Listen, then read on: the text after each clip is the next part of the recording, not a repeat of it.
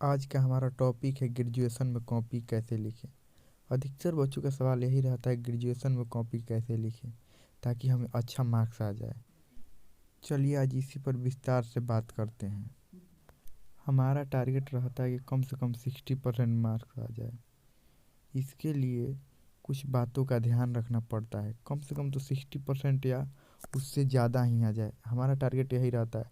इसके लिए कुछ बातों का ध्यान रखना पड़ता है, साथ में कई सवाल भी रहते हैं कि लिखना शुरू कैसे करें, पॉइंट में लिखे या पैसेज में लिखे, शब्दों के बीच कितनी दूरी होनी चाहिए, कौन से क्वेश्चंस पहले लिखें, भूमिका लिखें या ना लिखें। ये सब बहुत सारे सवाल होते हैं। लेकिन देखिए, बहुत सारे बच्चे ये सोचते हैं कि ये नहीं भी लिखेंगे तो भी कोई दिक्कत नहीं है, मार्क्स मिल ही जाते। तो मार्क्स तो मिल जाते हैं, जहाँ आपको 15 मार्क्स मिलना होगा वहाँ 8 मार्क्स मिलेगा।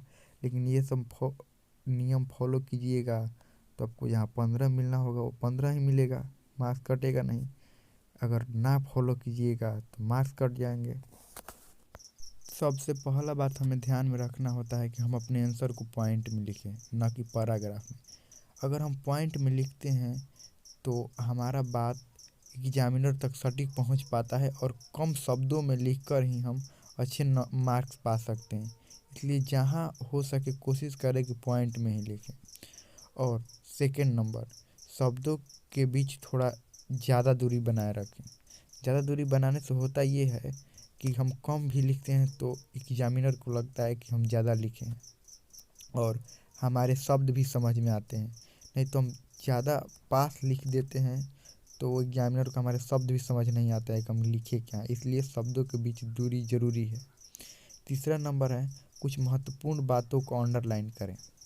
कुछ बहुत महत्वपूर्ण बातों का मतलब ये हुआ कि जैसे चंद्रगुप्त मौर्य के गुरु चाणक्य थे। अगर हम ये लिख रहे हैं किसी आंसर में कि चंद्रगुप्त मौर्य के गुरु चाणक्य थे, तो हमको चंद्रगुप्त मौर्य के गुरु चाणक्य को अंडरलाइन करना होगा ताकि एग्जामिनर को समझ आए कि हाँ हमने क्या लिखा है, या हमारे जो महत्वपूर्ण बातें हैं एग्जामिनर को पता चले कि हाँ ये लड़का पढ़ने वाला है।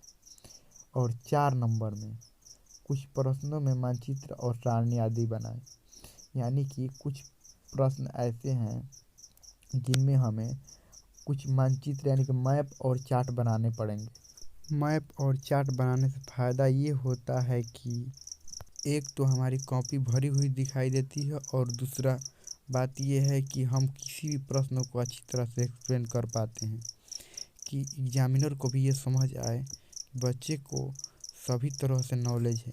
और मानचित्र बनाने से ये होता है कि हम किसी भी शासन व्यवस्था या किसी के भी राज्य सीमा को दिखा सकते हैं और दर्शा सकते हैं और अच्छी तरह से ये बता सकते हैं कि किसकी राज्य सीमा कितनी थी। जैसे कि चंद्रगुप्त मौर्य के बारे में हम लिख रहे हैं, तो अगर हम मानचित्र बनाएंगे तो मगध, वैशाली, कौशल, कौशाम्बी की सबको हम दर्शाएंगे मानचित्र में। तो इससे ये पता चलता है कि ये सारे चीज़ों की हमें जानकारी है और हमें अच्छे मार्क्स मिलते हैं। चलिए आइए क्वेश्चन के माध्यम से समझते हैं। तो पहला क्वेश्चन है, सिंधु घाटी की सभ्यता क्या है, उसकी मुख्य विशेषताओं पर प्रकाश डालें। किसी भी क्वेश्चन का आंसर लिखने के लिए मुख्यतः 5 भाग होता है। पहला भूमिका, प्रस्तावना, दूसरा परिभाषा, तीसरा क्वेश्चन की महत्वपूर्ण बातें और चौथा आलोचना और पांचवा निष्कर्ष होता है। तो सबसे पहले इसकी भूमिका या प्रस्तावना लिखना पड़ेगा। तो भूमिका या प्रस्तावना में इसको हम लिखेंगे सिंधु घाटी के बारे में लिखेंगे। यानी कि सिंधु घाटी, सबसे पहले सिंधु घाटी हमें कैसे मिला या सिंधु घाटी का उत्खनन कैसे हुआ, कैसे ये इसे ढूंढा गया, खोजा गया, या इसकी पुरातात्विक स्रोत क्या है। क्योंकि साहित्यिक स्रोत तो इसका मौजूद नहीं, कोई भी साहित्य मौजूद नहीं है जो ये बताए कि सिंधु घाटी सभ्यता कैसे उत्पन्न हुई।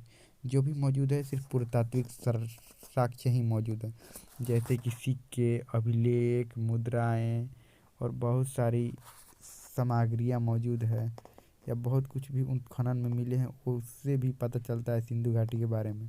ये सारी बातें हम भूमिका या प्रस्तावना में लिख सकते हैं।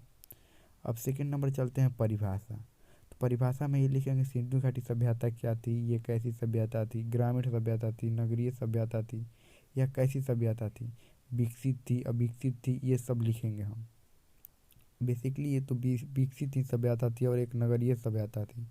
अब तीसरा नंबर में लिखेंगे क्वेश्चन के महत्वपूर्ण बात, यानी कि इसकी नगर योजना के बारे में लिखेंगे, इसके बाजार के बारे में, बाजार कैसा होता था, इसके घर कैसे थे, मोहनजोदाड़ो इसका जो प्रमुख नगर था वो कैसा था, कितने व्यापारी यहाँ पर, बहुत सारी जगह से व्यापारी आते थे, जैसे मेसोपोटामिया, बहुत सारी जगह से आते थे, तो उसका व्यापार कैसे होता था, यहाँ के गांव कैसे थे, क्योंकि साइड में गांव भी थे, ये तो एक नगर था लेकिन गांव थे। अब देखिए इसकी आलोचना पक्ष विपक्ष में क्या लिखिएगा, आलोचना इसमें कुछ नहीं होगा, इसीलिए डायरेक्ट आप निष्कर्ष पर जा सकते हैं। अब पक्ष विपक्ष में थोड़ा ये लिख सकते हैं कि इसके पतन के क्या कारण हुए, कारण लिख सकते हैं। ये निष्कर्ष में भी आप अपने से लिख सकते हैं, क्योंकि अभी इसका पतन का मुख्य कारण नहीं पता चल पाया है कि ये जो सिंधु घाटी सभ्यता थी ये नष्ट कैसे हुई। क्योंकि बहुत सारे लोग बोलते हैं कि बाढ़ से नष्ट हो गई, तो भूकंप से नष्ट हो गई, तो बाहरी आक्रमण से नष्ट हो गई, लेकिन बहुत सारे इतिहासकार आपसी मतभेद के कारण यह अभी पूरी तरह से साफ नहीं हो पाया है कि ये जो सभ्यता थी ये नष्ट कैसे हुई।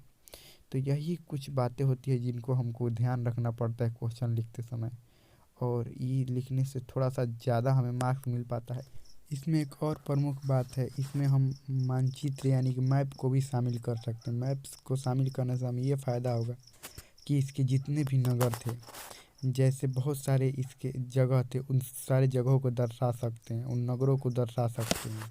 बाकी वो सारी बातें बताई ही गई है कि किसी भी क्वेश्चन का आंसर पॉइंट में लिखना चाहिए और शब्दों के बीच दूरी बनाकर लिखना चाहिए। ये सारे बातों को भी हम ध्यान में रखेंगे।